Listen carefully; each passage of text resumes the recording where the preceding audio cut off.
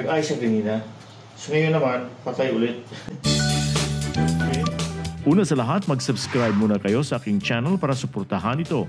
You may also join this channel as a member to avail of exclusive perks like priority in comments reply and early access or exclusive access to some videos for members only. You can also help fund some projects here by sharing super thanks.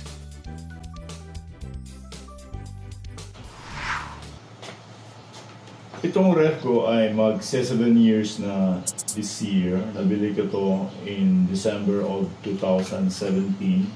Pero, for the past 2 days, nag-look ko ito. Na-discover namin na namatay yung ref Saturday afternoon. Then, tinanggal ko to sa AC line. Off ko yung breaker niya. Kinabukasan, Sunday morning, I turned on it again at umandar ulit yung ref. So, nag-ayos siya. Pero, masyadong mainit dito sa gilid niya at saka dito naman sa kabila. Yung location ng kanyang condenser coils. Now, after lunch, na-notice namin na nag-off na naman siya. Natutunaw na yung ice sa loob ng freezer. So, hindi ko na lang tinanggal sa AC line to. Then, this morning, Monday, I discovered that nag-on pala siya. So, sometime kaninang madaling araw, nag-on to. Bumalik siya ulit. So,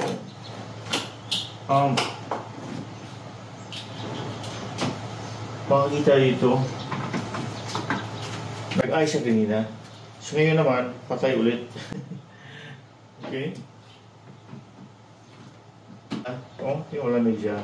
Pero dito sa baba, nang measure ko siya, nang i-check it, wala, hindi siya masyado malamig. Then, dito sa ilalim niya, wala kang makukuha na malamig na hangin.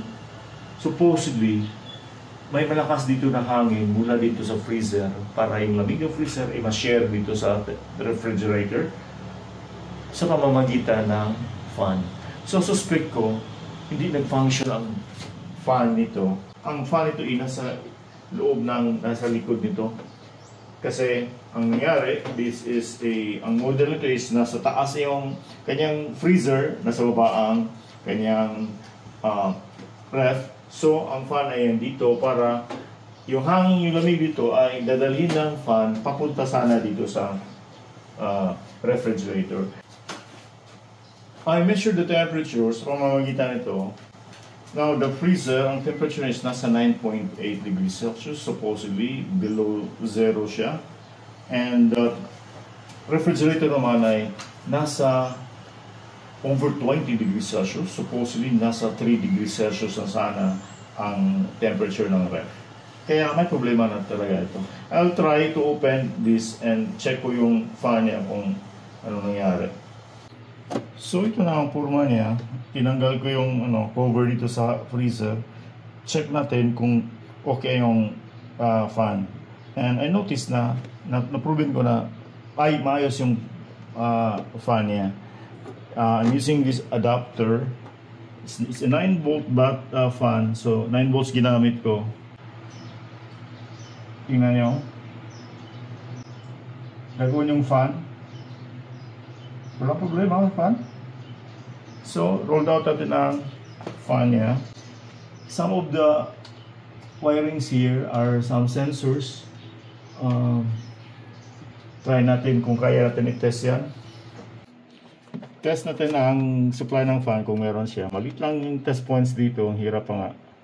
Check nyo ha. Ito, baka makakuha tayo. Maliit lang. Something like less than 1. It's a point something. Yun. So, wala talaga. So, hinila ko itong ref sa kanyang pinaglalagyan. Then, nilinis ko na rin to. Ito yung compressor. By just looking there, wala tayong makikita na sira. Hindi naman ako master ng refrigeration. Wala akong formal training about refrigeration and air conditioning. So, di natin alam kung ano ang problema. Kung di ko kaya, then I'll have to call a qualified service technician for this. Basta ito lang muna. Then, i-plug natin ulit. So, i-record natin kung may marinig tayo na sound pag i-plug ko na tong ref.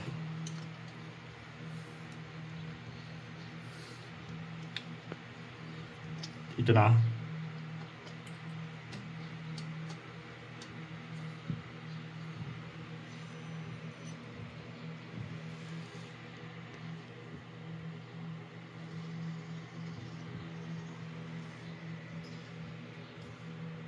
Wala akong naririnig.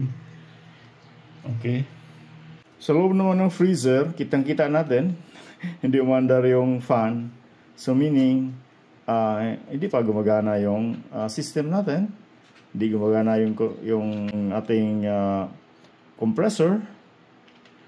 Siguro, try ko lang kung ma-check ko doon kung may voltage or what. Umaandar ulit siya. Tingnan mo.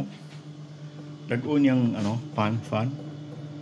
Okay, so walang problema ang supplies to the fan. Nag-on siya. At medyo lumamig siya ngayon. Okay. Dito, hindi masyado malamig kasi wala yung cover niya sa fan para ang hangin, ang lamig doon papunta dito. Then, dito, mainit. Both sides, mainit. Then, nag-under yung niya, compressor. I think marinig nyo. Pero grabe init. So, bigla lang umaandar na naman yung compressor na wala akong ginawa. Naka-plug lang siya kanina na patay. Ngayon, biglang umandar. Then, pero mainit na mainit siya. Then, makikita mo naman dito, walang leak, wala lahat, no? Walang tulo, wala lahat. Wala kang makikita dyan na tulo, so walang leak. Then the fact na umandar yung compressor, so walang sira ang compressor.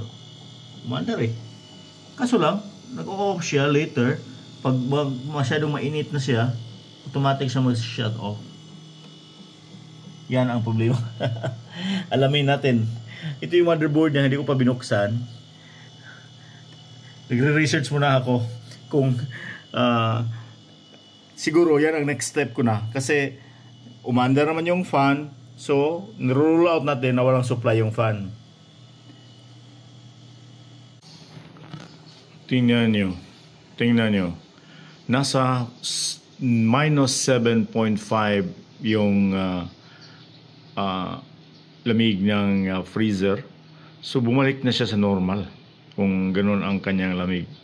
Less than 0 below 0. Yun ang normal na lamig ng freezer. Nag-steady siya sa 20 degrees Celsius yung lamig ng refrigerator. Kasi, di pa kasi natin nilagay yung cover dito sa itaas. Yung sa may fan area. Yan, dapat may cover yan. Hindi ko nilagay kasi pag may cover yan, yung hangin dito, babagsak dito sa baba, papunta sa refrigerator. Okay? So, mahahati ang lamig niya. Okay? Ang lamig na nga eh. Nang nilagay ko yung cover doon sa evaporator kahapon, biglang nag-off na naman siya at hindi siya umandar buong gabi. Ngayon na umandar, alas 8 ng umaga, umandar na siya. Pero, ang init ng sides niya. Oh, ang init na init. Parang full blast yung compressor. So, yun. Hindi ko pa alam. Pero binalik ko na lang para at least yung fan doon, ang hangin niya, ang lamig niya is makapunta dito naman sa baba.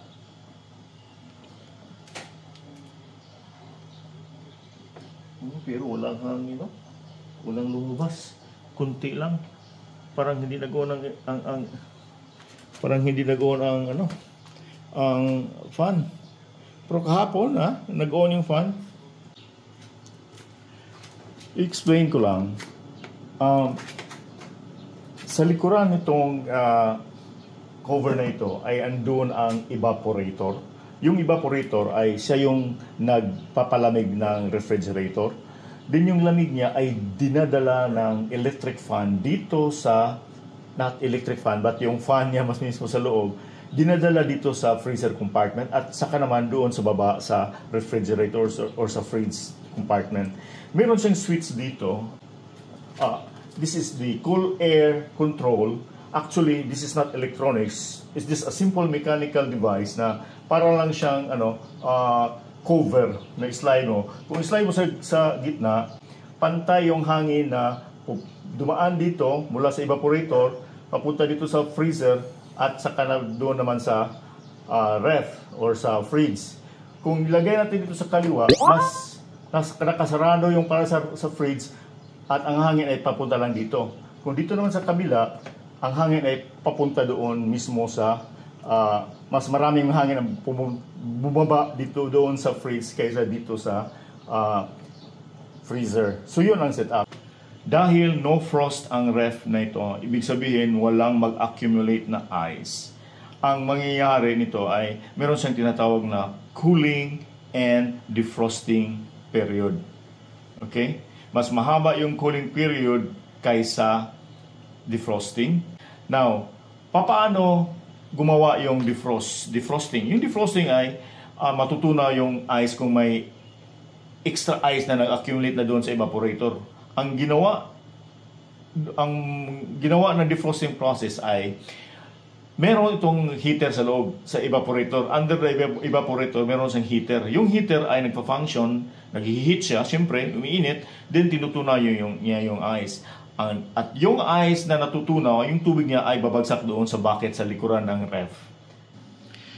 Isa sa mga indicator na hindi nagpa-function yung heater sa loob ng freezer or sa likuran ng freezer, yung nasa evaporator niya, ay kung walang laman na tubig dito. Kasi, again, yung tubig na matutunaw mula sa evaporator sa pamamagitan ng heater ay babagsak dito sa drain. So, tingnan natin kung meron siyang tubig. Ayun, merong tubig. So, it means na nagpa-function yung heater niya.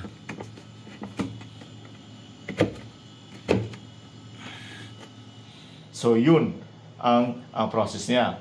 Now, kung hindi nagpa-function o nasira yung heater, hindi mag-accumulate yung ice. Pag nag-accumulate na yung ice, barado na yung daanan ng hangin papuntang fridge. So, kaya ang sa loob, kaya sa loob ng fridge, walang lamig. Yun ang isang symptom pag nag-accumulate na yung ice doon sa evaporator.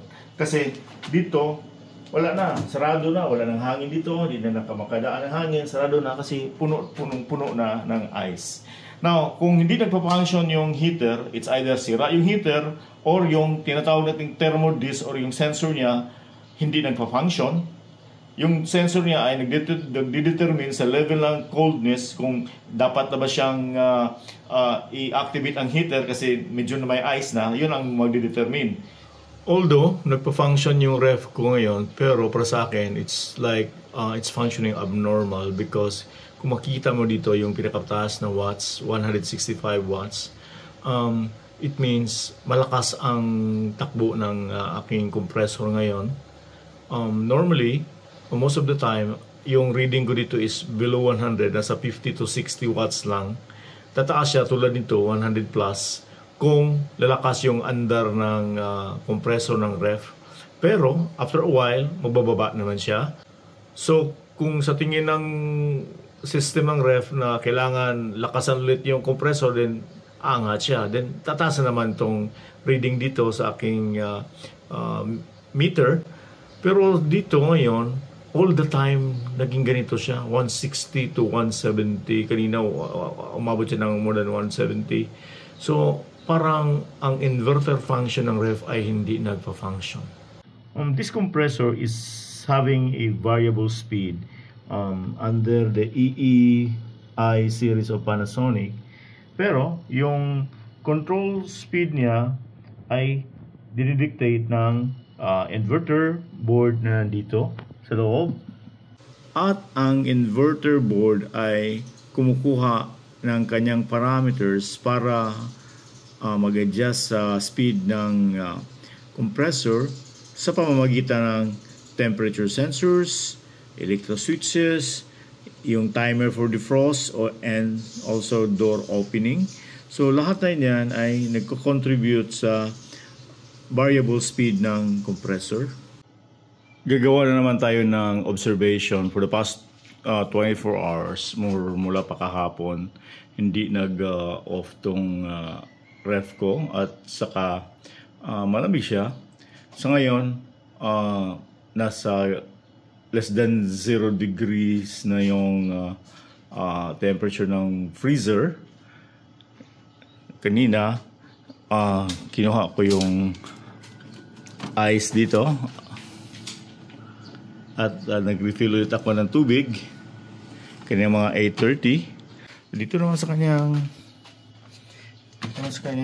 motor or sa mic compressor, narinig ulit yung tunog ng compressor. At doon naman sa tank niya may tubig pa rin. Okay. At sa meter, ito yung reading niya ngayon, more than 100. It means the compressor is speeding up. Lumalakas yung takbo niya. So far, this is the lowest reading I have seen on my power monitor. And I can see that about 50 watts here is maybe from my ref. So, parang bumabalik yung inverter function ng aking ref. So, this is the same before, na normal pa siya, na ganitong lang ang reading dito sa aking power panel.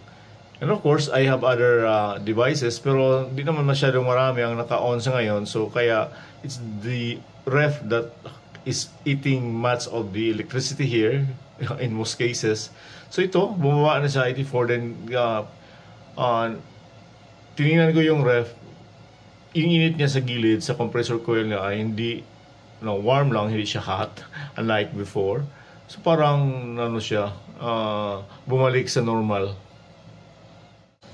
Nasa 60 to 70 na lang yung power ngayon, and so far ang malaking nag-umandar ngayon na appliance ito sa bahay is yung ref. Then tinignan ko yung ref, medyo nag-off yung compressor niya or nag-slow down yung compressor niya. So kaya ganito na siya. Sana tuloy-tuloy na to. Itong ref ko ay unti-unting bumabalik na sa kanyang normal operation. The last 48 hours, nag-up and down na yung speed ng compressor. Pero, mas madalas at mas mahaba pa rin yung high speed ng compressor kaysa nag-slow down siya. Tinanong ko ang Panasonic Philippines, sabi ng support group nila, it might be due to the hot temperature ngayon kasi masyadong mainit daw. So, the ref cooling system is trying to catch up sa kanyang ideal temperature sa loob. Ito kasing Econavi na ref ng Panasonic is it considers the ambient temperature, yung temperature sa kanyang paligid. So kung mainit ang paligid, nag-a-adjust yung ref. So binilisan niya yung compressor. Kaya ganon ang nangyari. I-compare ko doon sa previous operation ng ref na talagang mas madalas na nag-slow down yung compressor. Kaya in one of my Facebook posts last Sunday, sinabi ko doon, nawalan ng malay ang aking ref. And on the sudden shut off last Saturday ng ref, sabi ng Panasonic, duda nila, it is due to the voltage fluctuation sa area namin. Wala namang power outage on Saturday. At saka ang voltahe ng power supply namin from our power company is from 231 volts to 239 volts. That's the usual voltage. Although in the past, naka-experience kami dito ng fluctuations. And this ref is operating from 220 volts to 240 volts. Kaya nagsuggest ang Panasonic na gagamit ako ng AVR o audio voltage regulator. Yung AVR ay kung mababa yung voltahe, mag-adjust siya automatically. So, ma-maintain niya yung 230 volts na voltahe kung yun ang setting mo. Kasi mahal yung AVR at saka nagkukonsume yun ng kuryente. So, additional cost yun. Yun lang hindi suspect lang yun na ang reason ay fluctuation of voltage. Maybe we can ask our expert technicians. Ang dami kong pinanood ng mga tutorial videos ng ating mga refrigeration technicians. Doon tinuturo nila yung kanilang skills sa ibang pang mga technicians. Siguro may sagot kayo dito kung bakit ganun ang nangyari sa ref ko. And also, maybe some of you merong experiences katulad nito. Please write it down in the comment section below. Salamat!